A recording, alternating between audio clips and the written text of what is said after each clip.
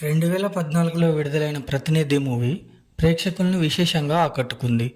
సీఎంని కిడ్నాప్ చేసి ఒక నార్మల్ పర్సన్ ఏం చేశాడు అనే కాన్సెప్ట్తో వచ్చిన 'ప్రతినిధి' నారా రోహిత్ కెరియర్లో ఒక మంచి హిట్ మూవీ అనే చెప్పాలి.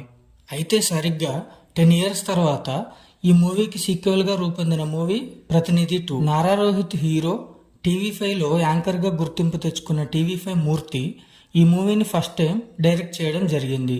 అసలే ఎలక్షన్స్ టైం, అందులోనూ ఒక TV reporter directions. So movie ఎంతవరకు ఆలోచింపజేసిందో చూద్దాం.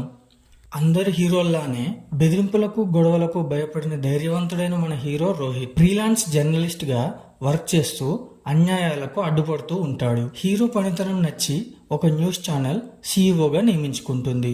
సీఈఓ అయిన తర్వాత చాలామంది రాజకీయ నాయకుల అవినీతిని ప్రజల ముందుకు తీసుకువస్తాడు. ఇదే టైంలో రాష్ట్ర ముఖ్యమంత్రి చనిపోవడంతో ఆ సీఎం కొడుకు ముఖ్యమంత్రి పదవి దక్కకుండా మన హీరో అడ్డుపడుతుంటాడు. అసలు ముఖ్యమంత్రి మరణానికి కారణం ఏమిటి? సీఎం చావుని మిగతా రాజకీయ నాయకులు ఎలా వాడుకోవాలనుకున్నారు? జనాలు ఈ పరిస్థితుల్లో ఎలా మోసపోతున్నారు?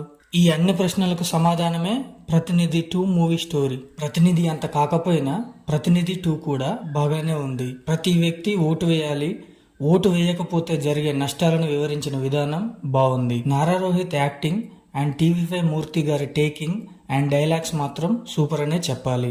డైరెక్టర్ మూర్తి ఒక రాజకీయ పార్టీకి సపోర్ట్ చేయకుండా కామన్ పీపుల్ లాగా ఆలోచించి తీయడం మూవీకి ప్లస్ అనే చెప్పాలి. అదేవిధంగా రాజకీయాలను ఒక జర్నలిస్ట్ కోణంలో చూపించిన విధానం చాలా బాగుంది.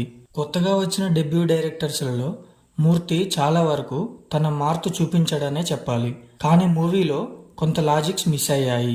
వాటిని డైలాగ్స్తో కవర్ చేసే ప్రయత్నం చేశాడు డైరెక్టర్. తక్కువ బడ్జెట్లో మంచి అవుట్పుట్ ఇచ్చారు. మహతి ఇచ్చిన బ్యాక్గ్రౌండ్ స్కోర్ చాలా బాగుంది.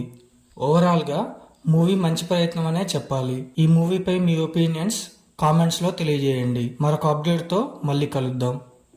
లైక్ చేయండి, షేర్ చేయండి, సబ్స్క్రైబ్ చేయండి. Thank you.